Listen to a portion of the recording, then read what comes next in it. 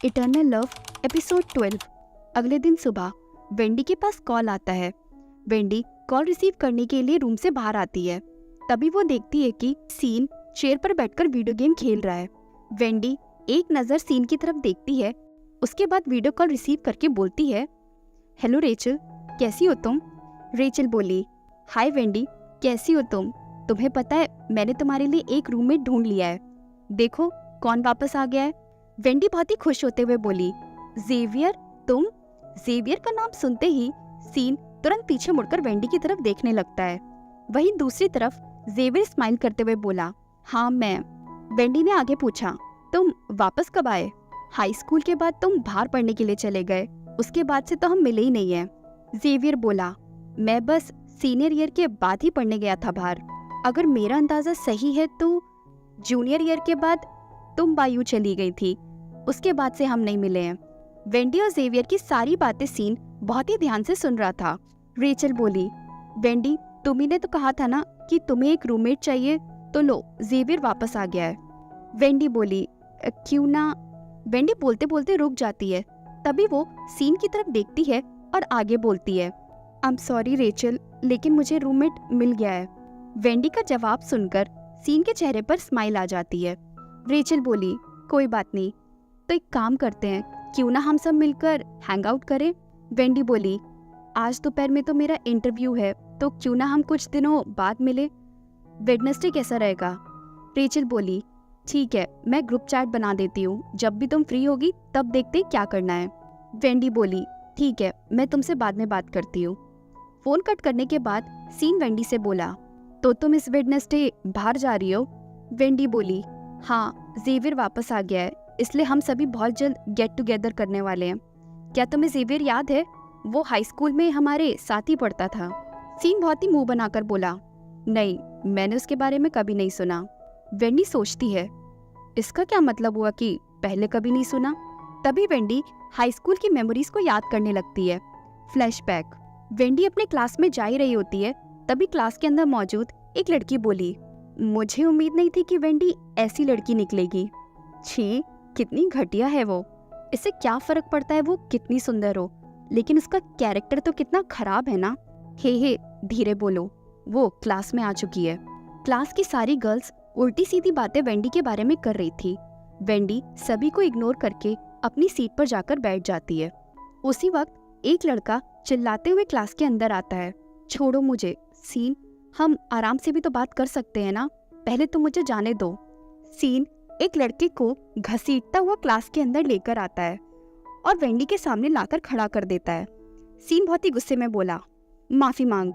ये सब देखकर वेंडी बहुत ही ज्यादा डर जाती है और घबराते हुए बोलती है, आई एम सॉरी।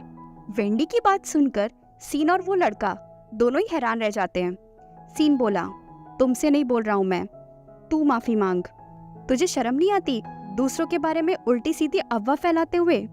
सीन के कहने पर वो लड़का बहुत ही डरा सहमा झुककर वेंडी से बोलता है, आई एम रियली सॉरी, मुझे इस तरह तुम्हारे बारे में रूमर्स नहीं फैलाने चाहिए थे कि तुम चीट कर रही हो।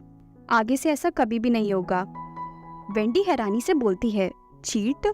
वो लड़का बोला, हाँ, कल कैफेटेरिया में दूसरे क्लासरूम का जेवियर है, उसके साथ मैंने तुम्हें खाना खाते हुए देखा, इसलिए मैंने मजाक मजाक में अपने क्लासमेट्स को ये बोल दिया कि तुम जेवियर के साथ सीन को चीट कर रही हो, लेकिन मुझे नहीं पता था कि ये रूमर्स इतनी जल्दी फैल जाएंगे।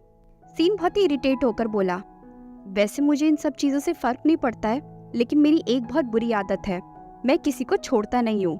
फिर सीन चिल्लाते हुए क्लास में मौजूद बाकी सभी स्टूडेंट से बोलता है, और अगर किसी और ने भी ऐसे कोई भी रूमर्स फैलाने की कोशिश की तो मैं खुद पर्सनली उससे निपट लूंगा। फिर सीन उस लड़के की तरफ देखते हुए बोलता है, और तुम, क्या तुम मुझसे माफी नहीं मांगोगे? तुमने ये बोल भी कैसे दिया कि उसने मुझे जेवियर के लिए डंप किया? अगर मैं किसी भी लड़की को पटाने का ठान लूँ ना, तो उसके दिमाग में सिर्फ और सिर्फ मैं रहता हूँ, उसकी नजरें सिर्फ और सिर्फ मुझ पर रहती हैं, समझे तुम? सीन बहुत ही धमकाने वाले अंदाज में उस लड़के से बोला। ये सब याद करते हुए वेंडी एक नजर पानी पीते हुए सीन की तरफ देखती है। वही सीन अभी भी अपने फोन में वीडियो गेम खेल रहा था। सीन आगे बोला, क्योंकि अब हम रूममेट्स हैं, इसलिए मुझे तुम्हारी हेल्प चाहिए मेरे बिजनेस के लिए। ये सुनकर वेंडी थोड़ा हैरान रह जाती है। सीन आगे बोला, गेट टुगेदर पार्टी करने के लिए तुम अपने फ्रेंड्स को मेरे बार क्यों नहीं लेकर आती हो?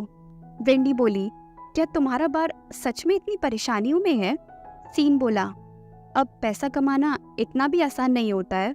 सीन ने फिर से पूछा, तो तुम आ रही हो या नहीं?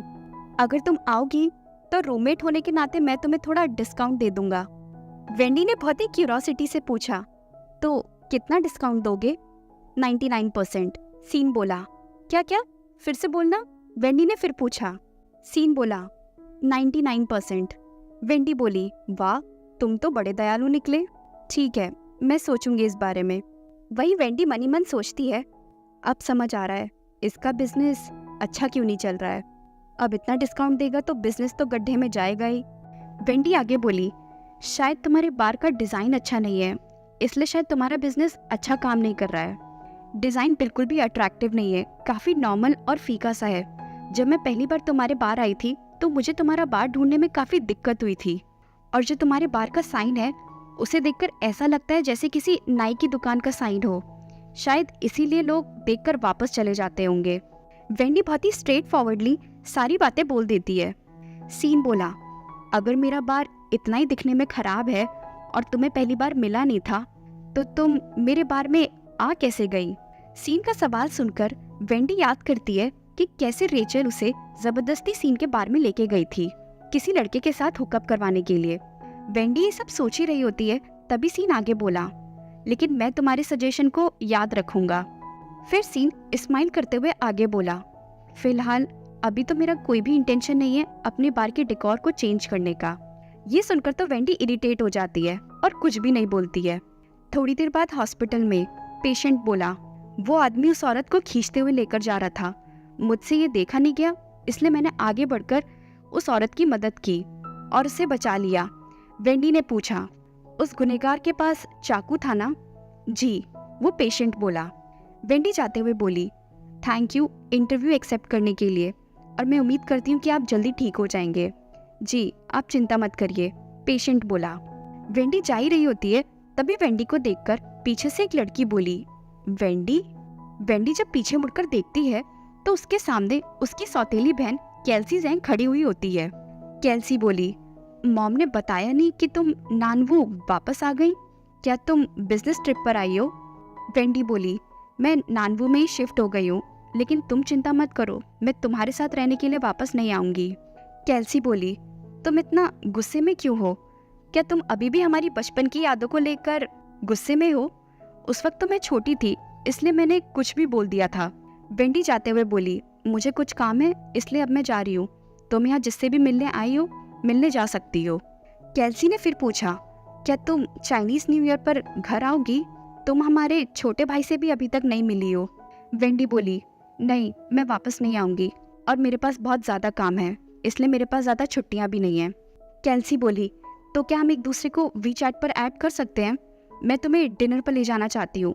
बचपन में मैंने तुम्हें जो भी बुरा भला बोला है उसके लिए मैं माफ़ी मांगना चाहती हूँ। ये सुनकर वेंडी रुक जाती है और बोलती है, केल्सी, तुम रीज़न नहीं हो मेरे घर वापस ना आने का, कोई भी रीज़न नहीं है। फिर वेंडी मुड़ती है और आगे बोलती है, मैं बस अपनी ज़िंदगी अकेले बिताना चाहती हूँ। दोनों बहनें एक दूसरे को देखती हैं। उसके बाद वेंडी केल्सी को इग्नोर करके वहाँ से चली जाती है। जाते हुए वेंडी निराश होकर अपनी पास्ट की यादों को याद करती है। वेंडी के फादर ने कहा था, विंटर, तुम वो सब कुछ करना जो भी तुम करना चाहती हो। वेंडी की माँ बोली, विंटर, मैं जानती हूँ कि तुम्हारे पापा को गुजरे हुए सिर्फ 3 महीने हुए हैं, लेकिन इन पूरे 3 महीनों में अंकल जैंग हमेशा मेरे साथ रहे।